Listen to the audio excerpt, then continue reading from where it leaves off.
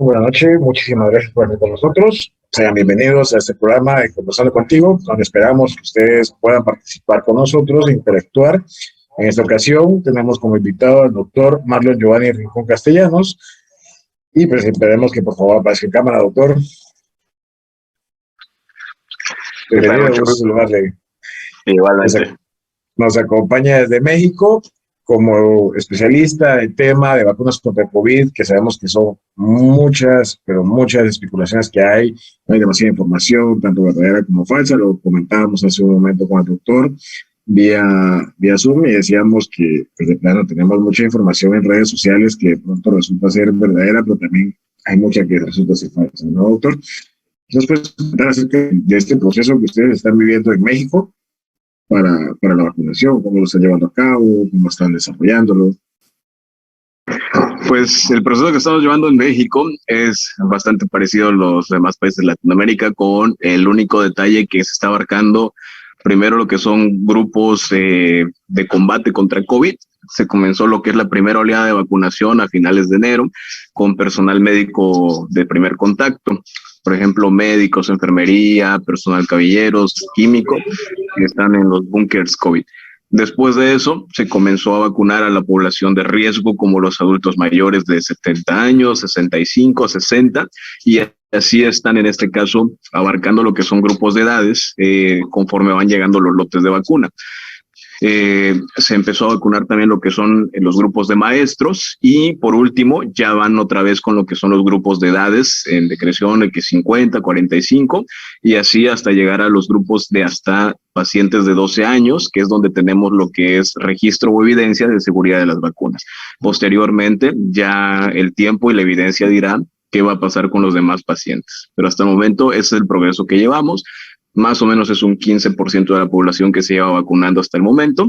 Falta bastante camino todavía por recorrer, pero ya con este 15% vacunado se ha visto una gran diferencia entre las tasas de letalidad que teníamos hace unos meses y las que tenemos actualmente a nivel de toda la República.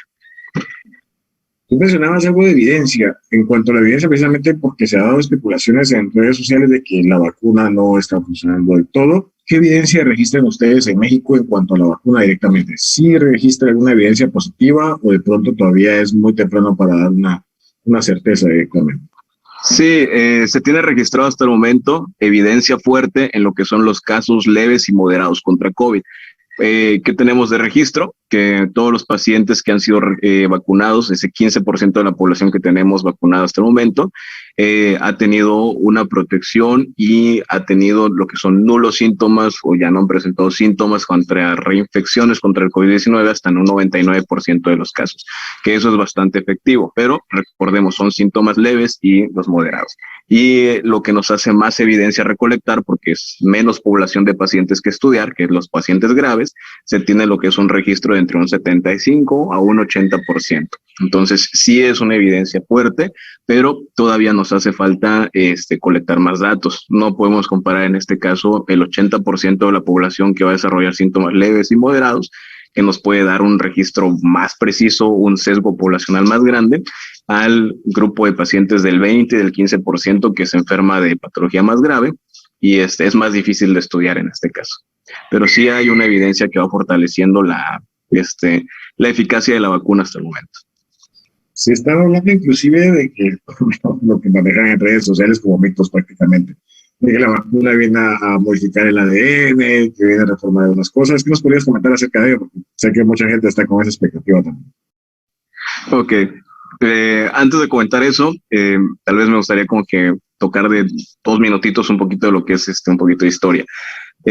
Lo que es las vacunas, desde que se comenzó el primer registro que fue con el de la viruela, siempre se ha modificado lo que es el ADN. De hecho, el chiste es modificarlo para que pues estemos resistentes. Comenzó lo que eran los brotes de viruela y en este caso no había ningún arma, no había ni siquiera antibióticos, no había paracetamol, con eso podemos decir todo, para que pudiéramos combatir este tipo de enfermedades. Lo único que hacían en ese tiempo era crear un tipo de inmunidad de rebaño, que es lo que intentó hacer mucha gente en ese entonces. ¿Qué hacían? Mantenían en cuarentena a la gente, les cortaban un poco de la mano y les ponían un poquito de fluido de una persona infectada que pues hubiera pasado, tuviera lo que es el virus activo.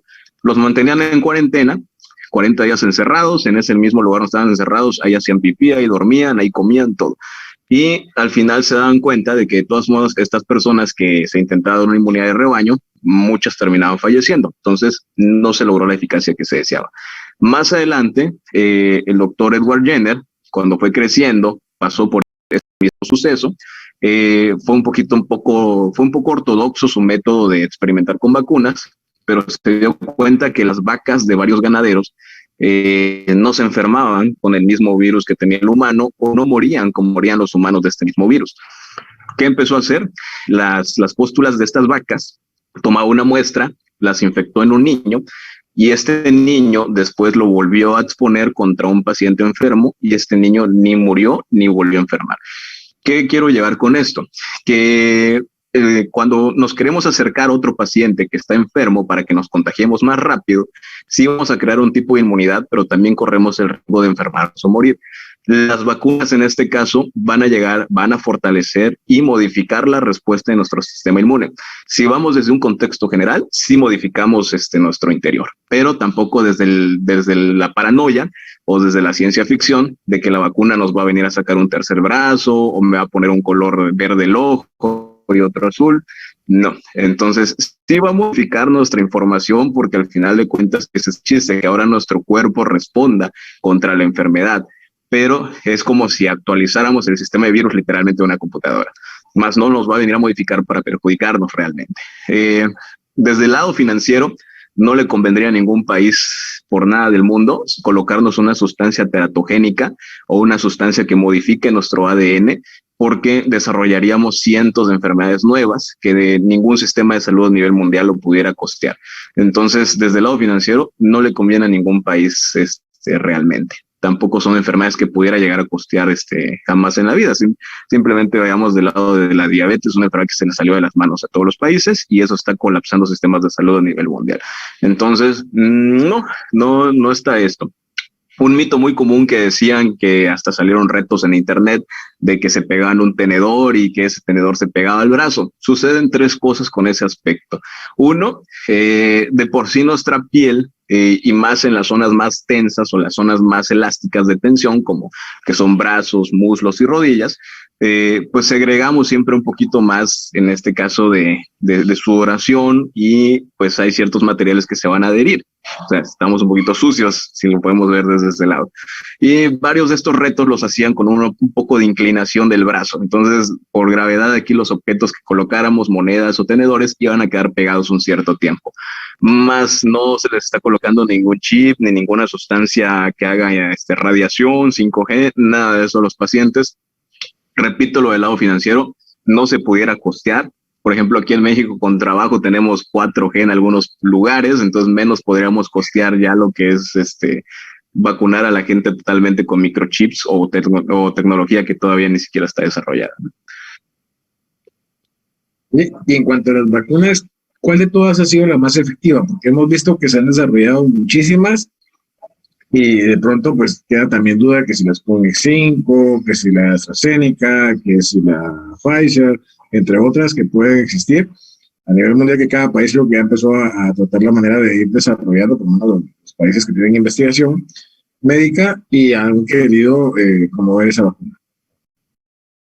Esa es una muy buena pregunta.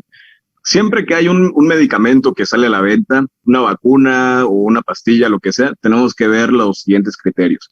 Que tenga pocos efectos adversos, es decir, que ocasione pocas reacciones en un paciente, que sea costeable, que sea económica y barata tanto para la persona que lo está adquiriendo como para el servicio de salud que lo está ofertando. y que el nivel de evidencia, en lugar de disminuir, siempre se mantenga lo más cercana a los primeros niveles de las publicaciones.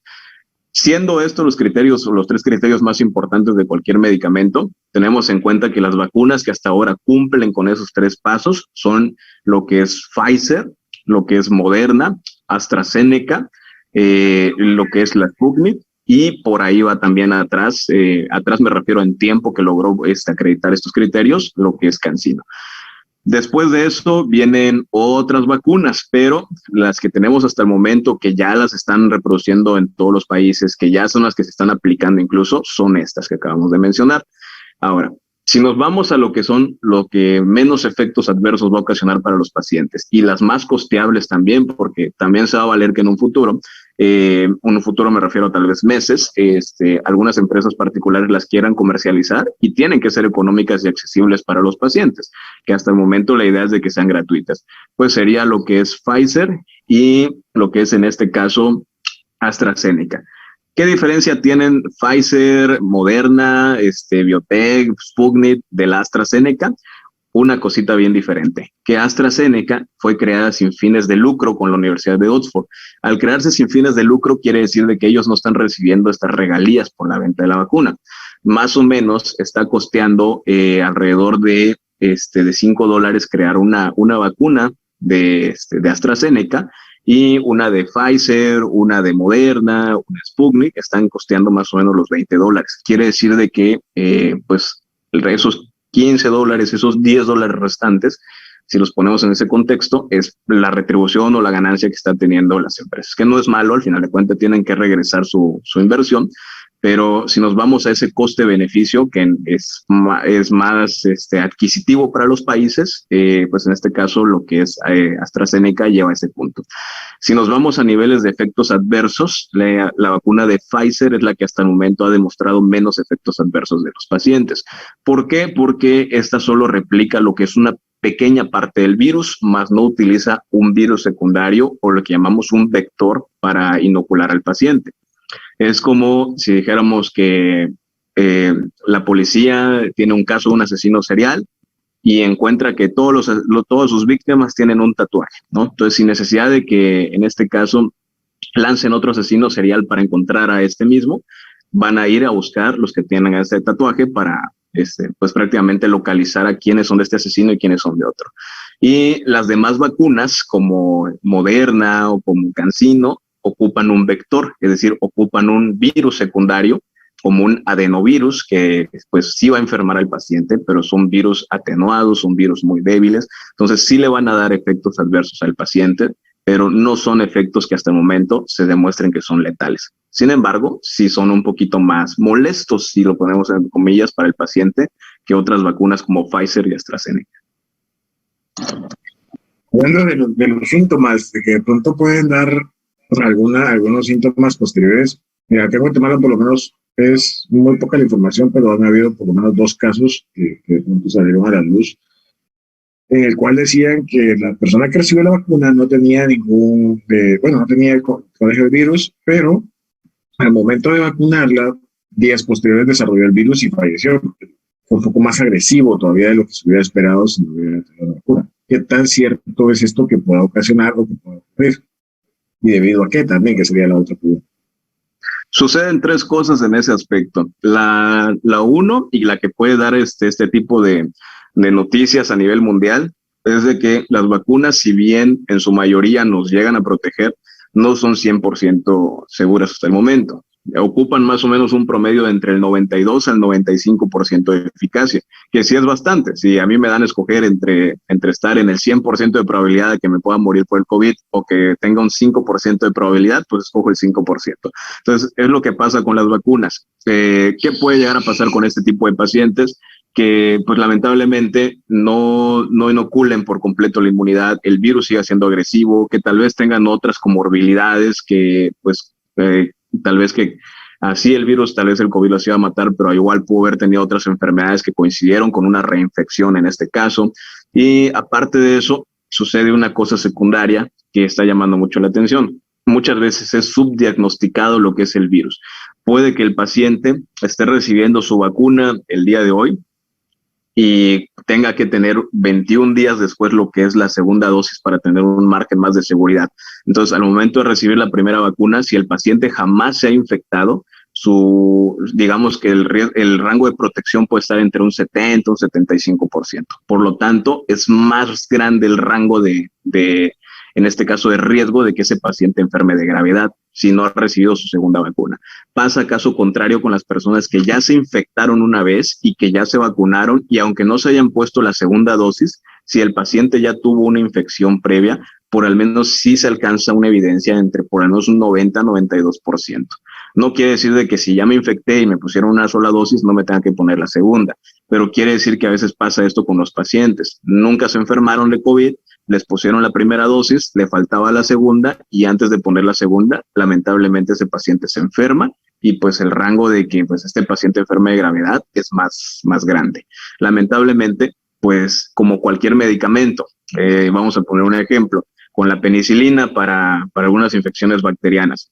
El hecho de que a mí me pongan penicilina para una infección bacteriana y es antibiótico y el antibiótico mata bacteria, no quiere decir que ya me salve. Muchas veces la infección puede atacar de forma más agresiva a mi cuerpo, o mi cuerpo puede estar inmunosuprimido, las defensas débiles, y pues aunque tenga el medicamento, me puedo llegar a morir, ¿no? Que eso es algo de las cosas que pueden estar pasando en este caso. Un pequeño corte comercial. Pedimos a las personas que si gustan pueden intervenir con muchísimo gusto, pueden hacer sus preguntas, sus dudas. Igual aquí el doctor va a estar contestándolas.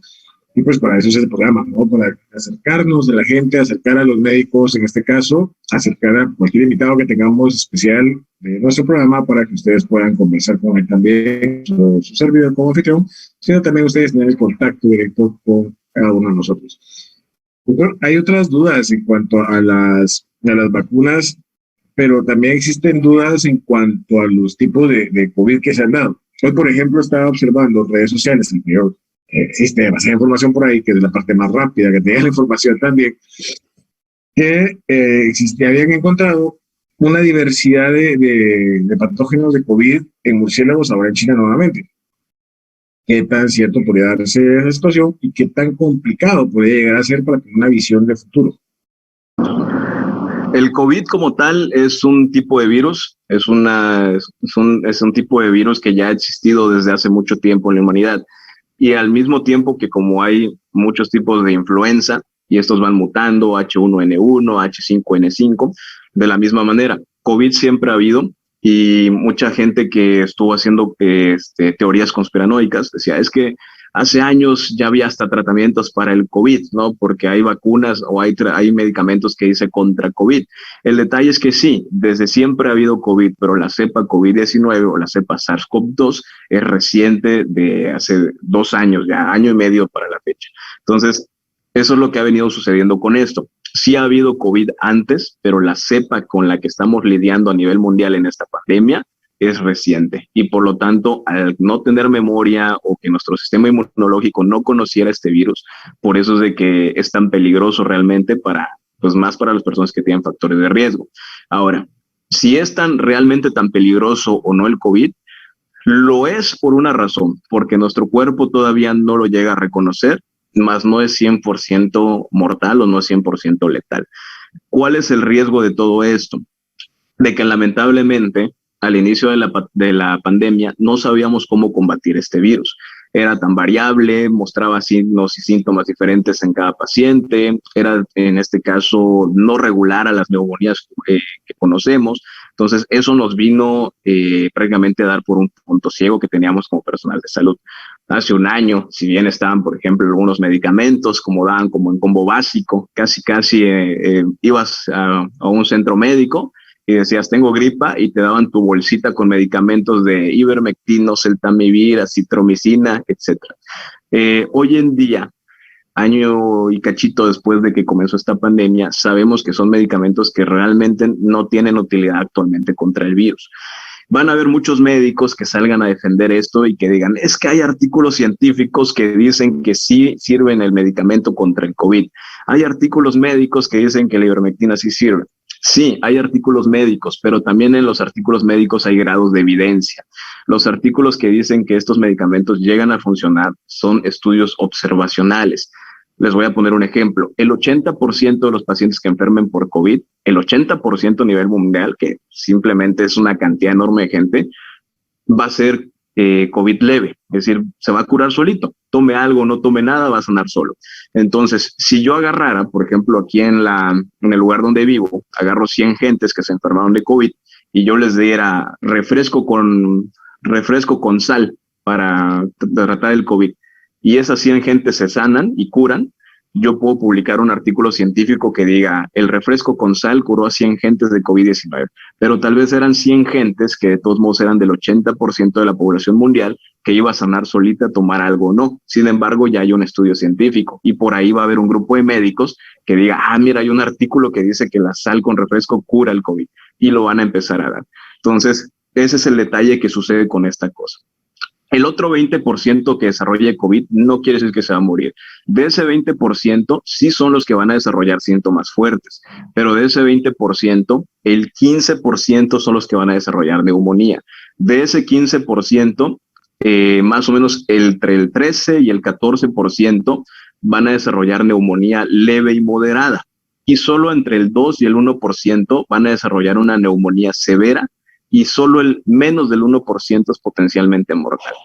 ¿Por qué ha fallecido más gente realmente a nivel mundial? Porque nos agarraron desprevenidos, malos manejos en algunos casos, pacientes que esperaron hasta el último momento para poderse atender, bien porque se automedicaban muchas veces, tomaban medicamentos que en lugar de ayudar, tal vez podían dañar más el sistema. Un ejemplo muy claro es con los famosos esteroides como la dexametasona. Es un medicamento que en este caso sí ayuda con el paciente que ya tiene neumonía instaurada entre la segunda y tercera semana del COVID.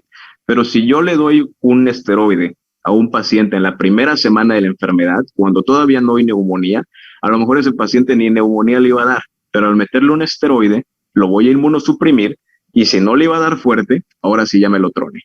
Entonces, si como personal de salud o como simplemente el vecino o la vecina, yo le estoy diciendo a los pacientes que tienen gripe o que tienen COVID, ponte este medicamento, ponte el otro, muchas veces indirectamente somos los responsables de que esa cifra del menos del 1% que debería ser la población que se puede llegar a morir sí o sí, realmente sea más porcentaje, sea un 2, sea un 3% o hasta más. Ese es el detalle que ha sucedido con esta pandemia. Bien, acá en el chat hay una pregunta y dice, ¿será que podrías ampliar la información en relación a la nueva cepa que hay y que dicen que esta ya no se aloja solamente en la garganta, sino que también va directamente a los pulmones y es más mortal, según la información de redes sociales? Ok. La cepa va a seguir mutando en este caso, pero no es de que haya una nueva cepa que ahora haya una cepa que afecte, digamos, estómago, o haya una cepa que afecte otro lado, sino que el COVID en este caso, al ser un virus que se va a instaurar y se va a replicar a nivel de nuestras células, puede estar en diferentes partes o en diferentes sistemas del cuerpo. Hay una variante del COVID que es la misma cepa, pero hay una variante en la cual el paciente solo desarrolla síntomas gástricos y llegan a la consulta pensando de que, oiga doctor, no se me perdió el olfato ni el gusto, entonces no es COVID. Le hacemos las pruebas y sale positivo, pero lo único que tienen muchas veces es diarrea, dolor de estómago, etcétera. Hay pacientes que tienen un tipo neuropático de COVID, que lo único que tienen es ataques de ansiedad, ardor o dolor en el cuerpo, como fuera un tipo de neuropatía, y no tienen ni gripa, ni tos, ni neumonía, pero salen positivos contra cepas de COVID. Entonces, lo que está pasando en este caso es de que el COVID, al ser un virus y puede repartirse en varias partes mientras haya células donde replicarse, pues los síntomas pueden ir variando. Y es por eso que es tan difícil diagnosticarlo en cierto punto. Y pues esto es lo que hace que sea más fácil que este virus se vaya esparciendo sin que nos lleguemos a dar cuenta. Puede haber un familiar que simplemente tenga diarrea y que piense que, bueno, como no es gripa, no es tos, no tengo COVID, y venga a una fiesta, ande abrazando medio mundo y ya se contagió de COVID a todos, ¿no? Entonces, eso es lo que ha pasado. Si son más o menos agresivas, va a depender de lo que dijimos hace ratito. El 80% va a cursar síntomas leves. No importa la cepa de COVID que le dé o no importa la variante que le dé. El 20% va a cursar con síntomas más fuertes. ¿Quiénes son este 20% que va a cursar con síntomas más fuertes? indiferentemente que sepa de COVID o con hongo negro o lo que sea, que quiénes son ese 20% que va a cursar con síntomas fuertes: pacientes con obesidad, sobrepeso, colesterol o triglicéridos a nivel vascular, diabetes descompensada, algunos tipos de leucemia, pacientes con insuficiencia renal que ya están con terapia sustitutiva como hemodiálisis, y pacientes inmunosuprimidos, por algún medicamento o alguna otra enfermedad. Son ese grupo. Por lo tanto, ¿cuál es la mejor protección aparte de las vacunas para COVID? Porque de que nos va a dar COVID a todos, nos va a dar COVID. ¿Cuál es la mejor protección? Salir de este grupo de riesgo si se me es posible.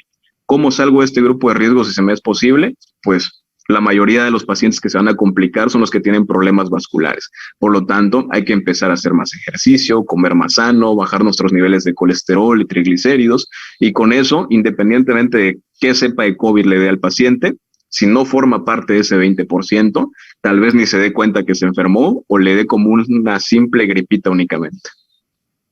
Aquí tenemos otra pregunta de Darío Avedaño, que es: buenas tardes, doctor. ¿Cuáles son los efectos secundarios esperados después de aplicar las dosis? Me imagino que así se refiere a las 2 dosis directamente.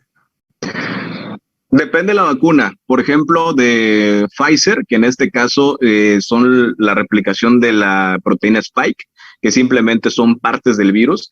Generalmente los síntomas va a ser más que 24 horas después de la aplicación, dolor en la zona de aplicación del brazo y tal vez un poco de fiebre. Lo que tenemos que evitar es de que el paciente haga reacción secundaria a la administración de la vacuna, y por eso es importante que lo que son de 30 a 40 minutos después de la aplicación de la vacuna, el paciente no se vaya del lugar de la aplicación, sino que permanezca todavía ahí en el sitio por si llega a presentar un síntoma, informarlo en su momento. ¿Cuáles son las vacunas que sí nos pueden llegar a dar efectos secundarios y cuáles son estos síntomas más comunes? Por ejemplo, las vacunas que sí son de adenovirus secundarios, es decir, que traen como vector otro virus, como la CanSino en este caso. Y pues va a ser tal vez como fiebre, pueden llegar a tener síntomas gripales un par de días. Hay pacientes que llegan a presentar cuadros gástricos porque al ser un adenovirus puede presentar el paciente de problemas urinarios, gripales o gástricos. Pero esto no por el virus, no, o sea, no por el COVID directamente, sino por el vector por el cual se está introduciendo la información genética del COVID-19 en este caso. Pero lo más esperado que puede llegar a tener el paciente y que hemos visto hasta el momento son cuadros gástricos, síntomas febriles y malestar general, que no son mortales en este caso síntomas, simplemente con un poco de reposo, algún analgésico, algún antipirético y un poco de hidratación, el paciente mejora sin mayor problema. Lupe Torres nos pregunta: buenas tardes, doctor. Si una persona le sale positivo, ¿qué puede tomar? ¿Cuáles serán las recomendaciones? ¿Cuáles serían sus cuidados? Esa pregunta me gusta bastante porque espero realmente que después este video lo compartan. Porque les quiero recordar, la razón por la que más gente de este menos de 1% ha fallecido es por los malos manejos. Entonces, ¿cuál es el tratamiento que debemos tomar? Si formamos parte del 80 o más del 80% de pacientes que les va a dar síntomas leves, no necesitan tomar más medicamento que algo sintomático. Por ejemplo, si el paciente desarrolla fiebre, un antipirético, un paracetamol, medios físicos, etcétera. Si el paciente desarrolla síntomas gripales, un antigripal. Si el paciente desarrolla dolor, un analgésico. No necesitan meterse algo en específico, una inyección, un antibiótico, no necesitan nada más de eso. Ahora, los pacientes que sí desarrollan síntomas fuertes, de la misma manera, el tratamiento principal en este caso va a ir de acuerdo a los síntomas que el paciente presente. Si el paciente llega a presentar datos de neumonía, pero es una neumonía leve, lo único que tal vez llega a necesitar el paciente durante un par de días o una semana cuando mucho, sea un poco de oxígeno sustitutivo, ¿sí? Tampoco flujos muy elevados. Si el paciente desarrolla síntomas más fuertes, como algo que se llama coagulopatía, que es una de las 2 cosas mortales del COVID, COVID mata por 2 cosas, neumonía y coagulopatía. Entonces, si el paciente llega a desarrollar coagulopatía, se da el anticoagulante. Realmente se escucha decirlo fácil, porque es tratarlo fácil ya para lo que sabemos del COVID hasta el momento. Si el paciente no desarrolla neumonía, tratamiento sintomático. Si el paciente desarrolla neumonía, aportar oxígeno. Si el paciente desarrolla coagulopatía, dar el anticoagulante. Y así ya nos vamos hoy en día. Ya esperamos cómo es la respuesta del COVID en estos pacientes. ¿Quiénes son los pacientes que sí son más difíciles de tratar, que sí van a tener que estar hospitalizados? Los pacientes que tal vez estén con terapia sustitutiva de función renal, como hemodiálisis, los pacientes que estén llevando quimioterapia, porque son enteramente pacientes que cualquier infección, hasta una simple gripa, los puede llegar a complicar. Y más aún si hablamos de una infección nueva como el COVID. Entonces, estos son pacientes que no se van a poder manejar en casa y sí se van a tener que manejar en un hospital. Y el resto de esos pacientes, no importa si llegan a desarrollar hasta una neumonía. Si es una neumonía leve e incluso algunos casos de neumonía moderada, si es posible y está en este caso en los recursos del paciente tener oxígeno en casa, es 1000 veces preferible que se manejen en casa que en el hospital. Por la sencilla razón de que el paciente en hospital no siempre va a fallecer o complicarse por COVID en este caso, sino por infecciones o bacterias secundarias o hasta multiresistentes que de por sí viven en los hospitales. ¿Sí? Entonces, le ha ido mejor en casa a los pacientes en este caso. Pero ojo, estoy hablando de los pacientes que ya un médico los valoró y un médico dijo, este COVID es un COVID leve, este COVID es un COVID moderado, y simplemente en una semanita tenerlo con oxígeno en casa, con vigilancia, el paciente va a salir. No me estoy refiriendo a pacientes que el mismo familiar diga, ya dijo el médico que no te lleve al hospital, te voy a tener en casa. No, me estoy refiriendo a pacientes que previamente ya un médico, y un médico con experiencia en el área, haya valorado y esté de acuerdo en este criterio. Entonces, de manera resumida, el 80% de la población no necesita tomar nada. No necesita tomar ningún té milagroso, ningún medicamento experimental, ni gastar miles de pesos, porque me he encontrado también muchos colegas que con tal de embolsarse un poquito al paciente y que el paciente diga, ay, ese médico es bien bueno, me recetó algo que vale bien caro, entonces ese medicamento debe ser muy bueno. Le recetan medicamentos que cuestan un ojo de la cara, que de por sí el paciente ni siquiera iba a necesitar, ¿no? Entonces, no se dejen engañar. Si es un COVID leve y no tienen factores de riesgo, realmente no necesitan tomar otra cosa más que algo sintomático. Acá tenemos otra pregunta de Floyd Chávez. Buenas tardes, doctor. ¿Cuánto tiempo tarda el virus en el cuerpo de un paciente? ¿Y qué secuelas quedan en el paciente? El virus en este caso se divide por etapas. Los primeros 7 días se consideran como una fase de incubación, después viene la fase de virulencia y después viene la fase de inhibición del virus. Es un promedio de 14 a 21 días. Por lo tanto, vamos a considerar que los pacientes sin factores de riesgo, los pacientes en este caso que no tienen criterios para que tengan gravedad, necesitan simplemente un aislamiento de 14 días. Los pacientes que sí lleguen a desarrollar una enfermedad más grave del COVID, como neumonía o coagulopatía, necesitan estar en vigilancia, reposo y aislamiento 21 días. Pasando este cuadro de 21 días aproximadamente, el virus se inhibe y el paciente se tiene que empezar a recuperar. Si un paciente después de estos 21 días no se ha recuperado, hay que corroborar entonces de que tal vez el paciente no tenga ya infecciones secundarias, ¿sale? Como que de que haya agarrado ahora una infección secundaria como una bacteria u otro virus al estar inmunosuprimido por el COVID-19, ¿no? Pero en teoría son de 14 a 21 días. 14 días considerándolo para pacientes sintomáticos leves y hasta 21 días considerando pacientes que lleguen a desarrollar neumonía. Las preguntas acá es de Verónica Corso. Doctor, buenas tardes. ¿Cuál es el factor influyente en las personas que ya se aplicaron las dosis y aún no generan anticuerpos neutralizantes de COVID? Antes de eso, nada, se me faltó contestar una preguntita del anterior también. Sí, ¿qué secuelas quedaban? Las secuelas que llegan a quedar son para los pacientes que desarrollan neumonía severa.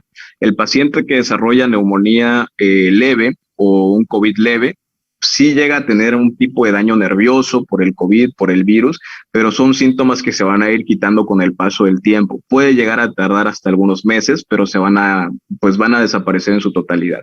Incluso el paciente que llega a tener un tipo de neumonía leve llega a recuperarse en su totalidad. El paciente a veces se desespera, quiere que ya a la siguiente semana haber tenido neumonía, ya quiere salir a correr y sentirse como nuevo, Y no, va a tardar. Hay pacientes que tardan hasta 6 meses en recuperarse, pero se recuperan. Los pacientes que sí llegan a quedar con secuelas permanentes son los que cursaron un COVID severo o un COVID grave, que tuvieron coagulopatía, que esta coagulopatía llegó a tapar arterias importantes del cuerpo, que ocasionaron infartos, que ocasionaron algún tipo de necrosis, o sea, hay partes del cuerpo que ya quedaron sin vascularidad, o el paciente que ya estuvo mucho tiempo con la neumonía, que el pulmón está tan dañado o que llegó a estar intubado, que definitivamente ese pulmón va a quedar con restricciones al hacer algunas actividades. Esos son los pacientes, los que desarrollen un COVID grave o severo. Los pacientes que no desarrollan ese tipo de COVID se recuperan casi en su totalidad. Y respondiendo a la otra pregunta de qué factores pueden influir en que un paciente, aunque esté vacunado, no desarrolle una inmunidad en su totalidad, depende solo de 2 factores. Uno de estos, hay algún tipo de anormalidad o de cuestiones congénitas en las cuales no solo es para COVID, sino para casi cualquier enfermedad. Hay algunos pacientes que no llegan a desarrollar un tipo de neumonía o memoria inmunológica ante algunas células de nuestro cuerpo que se llaman antígenos, que se deben encargar de que al estar en contacto con ciertas enfermedades, estos ya queden liberados durante un tiempo prolongado y estén pendientes de algunas enfermedades. Entonces, son casos muy raros, pero entonces este tipo de pacientes ya tendrían que estar yendo con un especialista que no es ni un internista ni un neumólogo, sino que tendrían que ir con un especialista en genética o con un inmunólogo en este caso, un especialista en inmunología, porque ya puede deberse no a una falla de la vacuna, sino directamente a algún problema congénito. Es decir, que desde nacimiento ya pudieron haber acarreado este tipo de resistencia. En cuanto a la vacuna y la situación de la India, por el hongo negro que se está dando mucho, que ya ha venido trasladándose a varios países, ¿qué tan efectiva es la vacuna contra este tipo de agresión del COVID? No hablemos de una cepa, sino de la agresión de COVID en ese sentido. ¿Y cómo es que desarrolla el hongo negro a raíz de que te da COVID? Ok. El hongo negro en este caso va a ser una entidad externa o ajena, que es lo que mencionábamos hace rato. Muchas veces lo que termina matando al paciente con COVID no es el propio COVID, sino enfermedades secundarias, como en este caso el famoso hongo negro, ¿no? ¿Qué es lo que pasa con la respuesta de las vacunas para empezar? La vacuna sí va a proteger a los pacientes de las enfermedades graves, en este caso, te va a proteger de probablemente llegar a desarrollar una neumonía severa o estar intubado, pero si el paciente de por sí está inmunosuprimido, como los ejemplos que mencionábamos hace rato, la vacuna no va a ser enteramente suficiente y vamos a estar expuestos a otros agentes patógenos, como en este caso el llamado coloquial hongo negro, que son patógenos diferentes.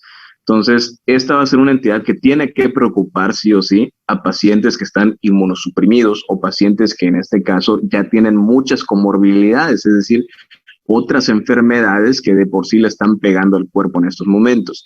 Para el resto de la población que no tiene este tipo de enfermedades o comorbilidades, la vacuna es muy segura para protegerlos de estas nuevas entidades como el hongo negro. Pero sí, entonces el grupo de personas que se tiene que estar cuidando en este caso son pacientes que están inmunosuprimidos. Regresamos, pacientes que tienen falla renal, pacientes que tienen algún tipo de leucemia o pacientes que si bien tienen algún tipo de enfermedad autoinmune en este caso, entonces sí son los pacientes que tenemos que cuidar de un poquito más de nuevas variantes, nuevas cepas o nuevas evidencias que tengamos de otros patógenos que hacen sinergia con el COVID. Al hacer sinergia con el COVID, voy a poner un ejemplo, tuberculosis con VIH. Son 2 agentes diferentes que hacen sinergia, pero entre los 2 son una bomba de tiempo para el paciente. El mismo caso con el COVID. COVID o hongo negro son 2 entidades diferentes, pero se encontraron y hacen sinergia para afectar de una manera más peligrosa al paciente. Yo estaba viendo acá la página de la OMS, estaba revisando algunas cuestiones ahí de pronto que me causaron dudas unos días y veía que decían que era no recomendable la segunda dosis a personas que representaban o que tenían alergias, aunque no fueran graves, moderadas a los componentes de la vacuna de COVID. ¿Qué tan fuerte podría llegar a causar alguna reacción de la vacuna? No sé si es una vacuna específica, porque a veces no recuerdo dónde, qué página directamente me metí, ahorita la estaba buscando, pero no la encontré. Entonces, para saber más o menos qué vacuna es la que te produce algún tipo de alergia o algo por el estilo. Hasta ahora, de todas las vacunas que se han empezado a aplicar, hay algunas que se han estado restringiendo en algunos países. Una por fines comerciales y otra porque pueden llegar a tener algún dato que despertó alarma en algún país, por ejemplo, las famosas coagulopatías, que la vacuna AstraZeneca, por ahí estaban diciendo en Estados Unidos que habían pacientes que fallecían, en Alemania también, después de aplicarse lo que era la vacuna, empezaban con coagulopatía y entonces no hay evidencia que afirme que sea la vacuna, pero al tener esta correlación de que hay cierto grupo de pacientes que tienen esto en común, después de aplicarse la vacuna les pase lo siguiente, entonces se entra lo que es otra vez la investigación, se empieza a hacer otra vez otro tipo de estudios y en lo que eso se averigua, se descarta o se confirma, hay países que prefieren mejor evitarlo y empezar a suspender este tipo de vacunas, ¿no? Como AstraZeneca habíamos mencionado.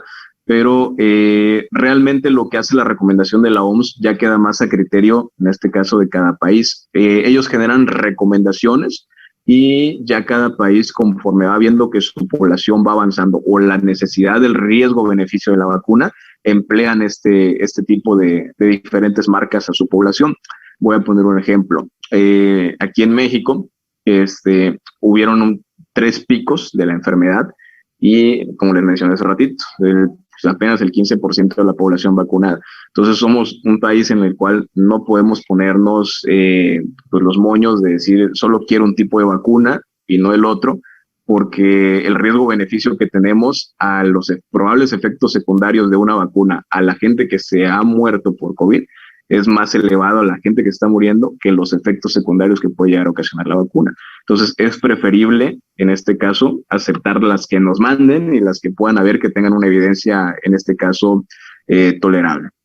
Ahora, hay algunos países que sí se pueden dar este lujo al tener una población más grande vacunada porque su riesgo-beneficio cambia.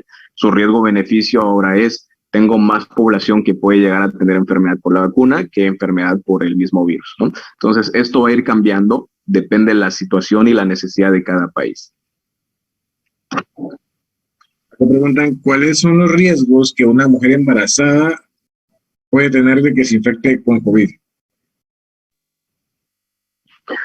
De que se infecte con COVID y lo de la vacuna también podemos contemplar acá. De la vacuna no hay riesgos hasta el momento, a menos de que la paciente esté cursando la enfermedad, porque tendría que esperarse por al menos 4 semanas para aplicarse la vacuna en este caso. O si bien que la paciente curse con un embarazo de alto riesgo, porque hay algunos efectos secundarios, como mencionamos hace ratito, como los picos febriles, que pueden llegar a causar molestias durante el embarazo, ¿no? Y eso es importante que lo vaya a valorar lo que es el ginecólogo que está dando seguimiento en este caso. Y los riesgos de que la paciente desarrolle COVID durante el embarazo son 2. Uno, que llegue a desarrollar pues un tipo de COVID grave y pues en este caso la paciente llega a necesitar oxígeno, esté con hipoxia, es decir, bajos niveles de oxígeno, y esto va a estar afectando directamente al crecimiento del bebé y también pues va a poder provocar una amenaza de aborto si tiene menos de 20 semanas o una amenaza de parto pretérmino si tiene más de 20 semanas. El otro riesgo en este caso es de que el bebé nazca contagiado de COVID también, y pues en este caso pues sea un bebé que ni bien tenga desarrollado al 100% lo que es sistema respiratorio y ya le esté cayendo una enfermedad que da neumonía, ¿no? Entonces sí, es riesgoso que una paciente embarazada desarrolle COVID. Por lo tanto, no, en este caso sí aplica el riesgo-beneficio. Hay más riesgo de dejar que una mujer embarazada se contagie de COVID que de vacunarla. Corre más riesgo de dejar a la suerte a la paciente que aplicarle la vacuna, ¿no? Entonces puede llegar a desarrollar síntomas esta vacuna, sí, pero más riesgo de que ande por ahí sin la vacuna y que pueda llegar a desarrollar neumonía y que el bebé adquiera neumonía que la paciente no se vacuna. Pero otra de las preguntas es, ¿los pacientes que padecen de diabetes pueden tener algún tipo de reacción a las vacunas? Como toda la población, no son en específico aquí. Ellos sí corren más riesgo si tienen una diabetes descompensada de complicarse por el virus, pero por la vacuna no. En este caso no. van a tener la misma probabilidad de desarrollar efectos secundarios que si yo me la aplicara o que si un paciente no diabético se la aplicara. Ese sí es el mismo porcentaje de probabilidad que ellos adquieran reacciones secundarias que cualquier otra parte de la población. Una de las preguntas que nos hacen acá es, para una persona que fue afectada por COVID de forma grave, ¿es aconsejable vacunarse con cualquier tipo de vacuna de COVID?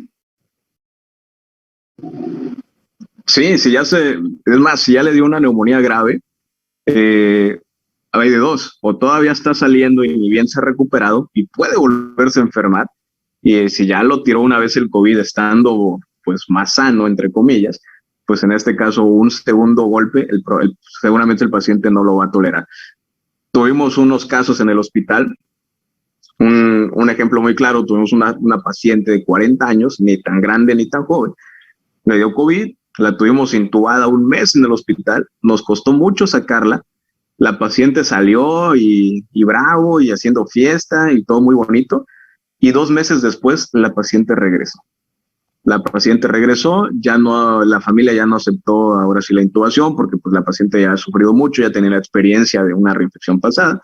Entonces, se puede volver a enfermar un paciente de COVID que ya le dio COVID grave y volverle a dar un COVID grave, se puede. Y el riesgo es más porque el paciente ni bien está recuperado y se puede volver a enfermar. ¿La vacuna puede proteger a un paciente que ya le dio COVID severo o COVID grave de que le vuelva a dar? Sí, en este caso sí. No al 100%, pero sí es una probabilidad bastante grande de protegerse. Entonces, la recomendación sería que si el paciente ya cursó con COVID, ya pasó más de un mes que tuvo la infección, ya no hay evidencia de que actualmente tenga la infección más que tal vez las secuelas, que se vacune inmediato, porque puede volver a enfermarse también. Así como se está recuperando, el paciente se puede volver a estar infectando. Otra de las preguntas acá en el chat es, ¿los niños de qué edad se les puede aplicar la vacuna? A partir de los 12 años está la evidencia hasta el momento. Todavía falta que haya más evidencia para pacientes más jóvenes, pero nos da mucha seguridad saber también la evidencia en pacientes pediátricos de qué tipo de COVID van a llegar a desarrollar. Los pacientes mayores de un año, en este caso pediátricos hasta los 19, 20 años, es muy poquito la evidencia a nivel mundial que han llegado a desarrollar cepas de COVID severas. En este caso, generalmente los niños son más portadores, andan moqueando, andan síntomas gripales, pero no desarrollan síntomas más fuertes. Y los pacientes menores de un año que pueden llegar a complicarse son los que bien, como el grupo de adultos, tienen factores de riesgo, comorbilidades. Fuera de eso, digamos que los niños tienen un porcentaje menor de complicarse que los adultos. Entonces, aquí el caso es de que todavía no hay una seguridad efectiva ni la evidencia suficiente en vacunas para pacientes menores de 12 años, y entonces ahí sí tenemos que seguir pendientes hasta que los artículos se publiquen y podamos ya afirmar que se pueden vacunar. Bien, presentamos al público también a que hagas más preguntas, si tienen alguna duda, tanto dentro de Facebook como de YouTube, que son los canales que tenemos de transmisión en vivo, y pues que nos hacen eso acompañándonos. Oye, ¿cuál ha sido el caso más complicado que cuando te has topado en cuanto al COVID ahí en el hospital? Casi todos, pero me gustaría contar 3 experiencias para que la gente haga un poquito de conciencia. Me tocó atender un paciente, en este caso, que ya lo habían visto como 3 médicos más y todos le habían dicho, es COVID y es COVID. Y ya llevaba el paciente 2 semanas tratándose COVID, la radiografía, el pulmón estaba blanco, ya ni siquiera tenía pulmón sano. Y ya haciendo un poquito más de lógica, recordando lo que nuestros profesores de la universidad nos enseñaban, que eso es importante, que no olvidemos todo, pues fui aunando. Era un paciente que tenía VIH, que ya tenía en este caso abandono del tratamiento, estaba inmunosuprimido, el paciente había estado trabajando en una zona selvática porque era chofer de tráiler, y entonces la radiografía parecía más ser una infección bacteriana. Fue un paciente que estuvo a punto de morirse por el tratamiento equivocado, pero al momento de que dijimos, no, este paciente no parece COVID, más bien parece un tipo de bacteria, dimos el antibiótico y el paciente se recuperó. Entonces, era un paciente que aquí también va la cuestión. No todo es COVID actualmente, y es donde los médicos tenemos que tener todo nuestro criterio y toda nuestra ciencia que hemos leído. tenemos que saber diferenciar bien lo que puede parecer un COVID y lo que no. Otros dos casos bastante complicados de un paciente que precisamente falla renal, su insuficiencia renal, hemodiálisis, y esos son de los pacientes que más se complican. Durante el tiempo que estuvo hospitalizado, su catéter con el que se lleva a cabo la hemodiálisis se infectó y entonces ahora el paciente ya tenía otros dos tipos de bacterias más su COVID. Y otro punto para molar al paciente, hizo coagulopatía, se taparon algunas arterias importantes de la piernita derecha y durante su estancia intubado el paciente grave y todo, tuvimos que amputar al paciente, ¿no? Entonces así fue un paciente que le llovió en mojado. Se le coaguló la pierna, le dio dos tipos de bacteria, tenía COVID, tenía hemodiálisis y aparte de eso estaba intubado. Se recuperó el paciente, sí, y triste, ¿no? El paciente de repente de dormirse por el proceso de la intubación, de repente despiertas y ya todo delgado, todo acabado, sin una pierna. Entonces viene el proceso de recuperación, ahora ya no solo físico, también social y psicológico que tenemos que hacer de estos pacientes, ¿no? Entonces son muchas anécdotas que podríamos contar en este caso para los pacientitos que hemos tenido, pero generalmente el paciente que entra al hospital se va a complicar y ese paciente va a ser historia para contar, lamentablemente. Entonces, sí ha sido bastante grave. Por eso insistimos tanto en la vacunación, porque queremos evitar que el paciente precisamente llegue al hospital, o sea, que el paciente llegue a estar hospitalizado. ¿Y qué más complicaciones pueden tener un paciente en cuanto a los casos cardiovasculares? Porque muchos hemos visto que de pronto han caído desplomados, ni siquiera han tenido síntomas como para decir, bueno, se perdía el olfato, perdí el gusto, que eran los más marcados, que de pronto fueron los más fuertes o los más prolongados, pero que de pronto empezaron a caer desplomados en algún momento y pues no se sabía que tenía COVID hasta que hicieron más pruebas y un estudio un poco más profundo. ¿Has tenido algún tipo de casos como este?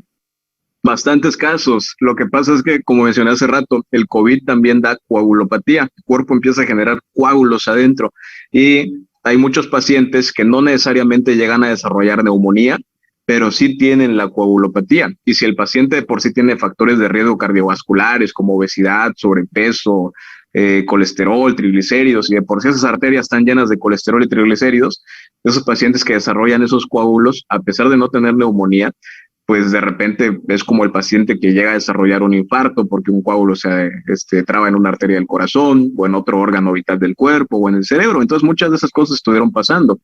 Incluso el famoso medicamento que es el ácido acetilsalicílico o la famosa aspirina, la estuvieron dando mucho tiempo y hasta los vecinos decían, toma este medicamento, el ácido acetilsalicílico para prevenir el COVID. Y aquí se cometió un grave error. ¿Por qué? Porque el COVID da coagulopatía, pero entonces lo que el paciente necesita es anticoagulante, no antiagregante plaquetario, que es el medicamento como el ácido acetilsalicílico. Entonces, lo único que hacíamos era enmascarar el cuadro del paciente y pues el paciente seguía con este tipo de factor de riesgo. Sí hay muchos casos de estos pacientes que desarrollan factores cardiovasculares, bastantes. Aparte de eso, hay otro criterio. Al ser una enfermedad sistémica, causan inflamación, causan una respuesta inflamatoria en el cuerpo. Y con esto pasan dos cosas muy graves.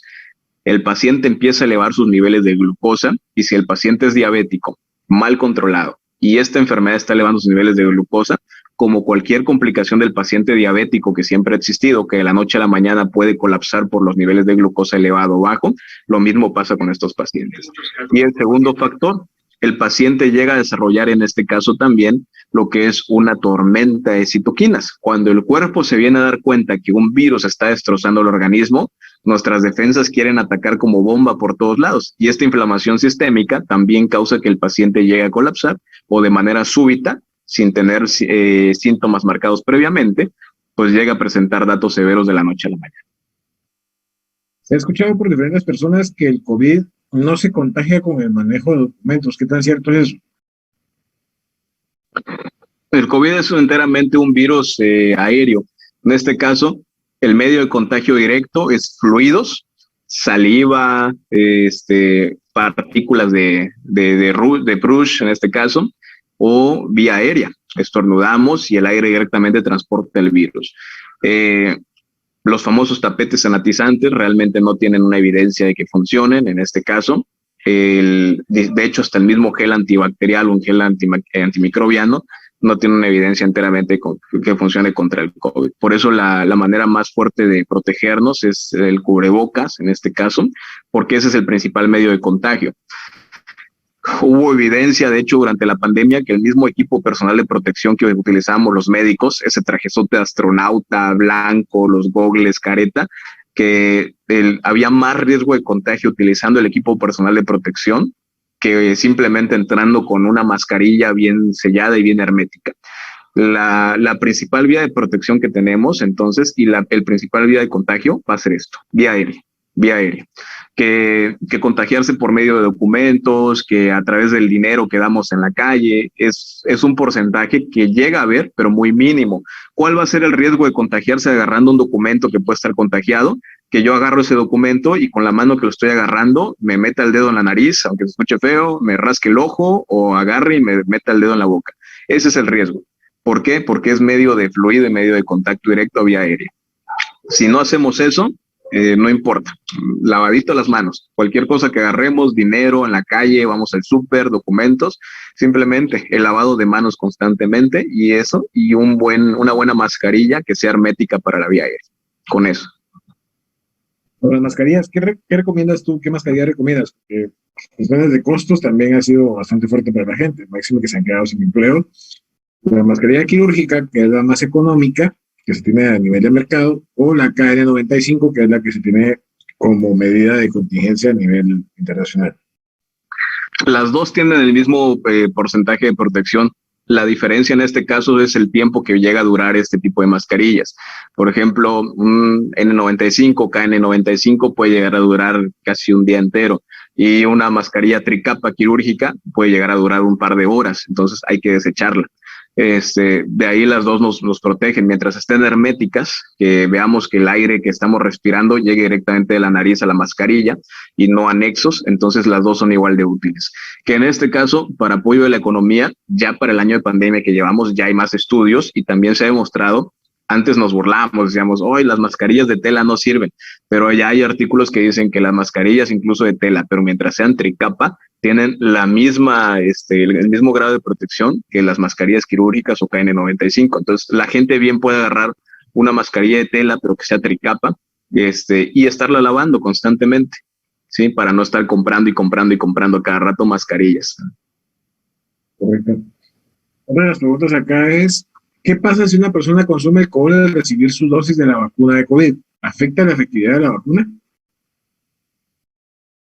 ¿Si consume qué, perdón?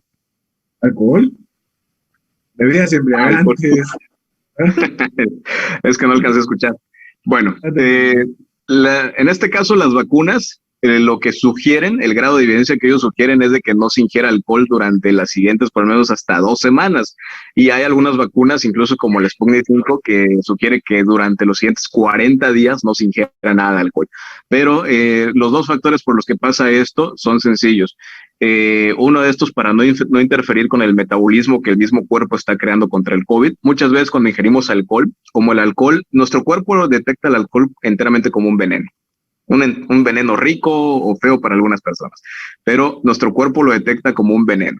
Entonces, el cuerpo va a luchar para eliminarlo. Entonces, va a dirigir todos sus recursos para eliminar el alcohol. Entonces, si el cuerpo se ve entre decidir absorber la vacuna, metabolizarla o eliminar un veneno, muchas veces por eso va a preferir eliminar lo que es alcohol, dedicar sus recursos, en este caso para el metabolismo y la síntesis de esto.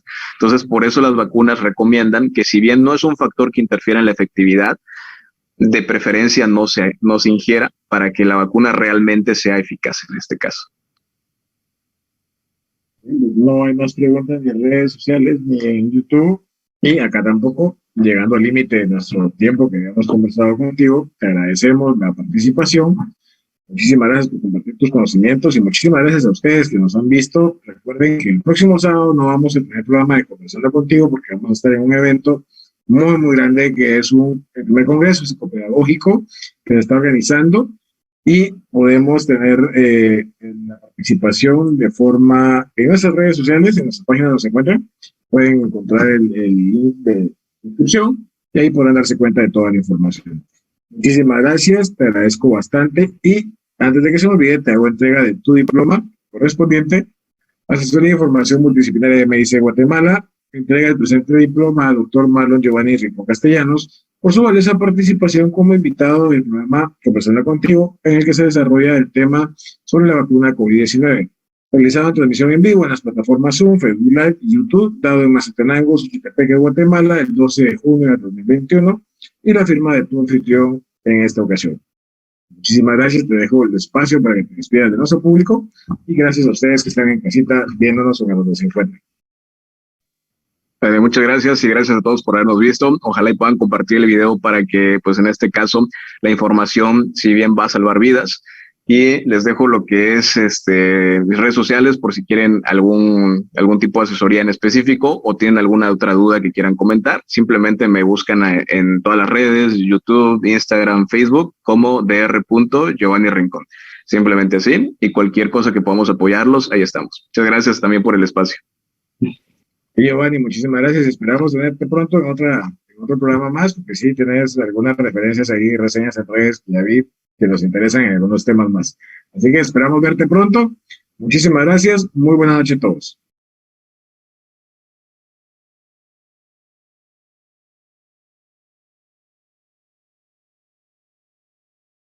No.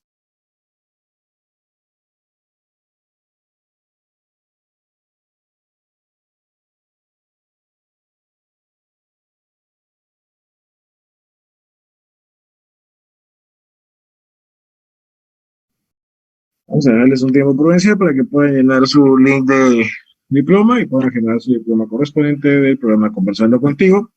Los esperamos el día sábado 26 a la misma hora por el mismo canal y el mismo enlace. Gusto haber estado con ustedes. Muy buena noche.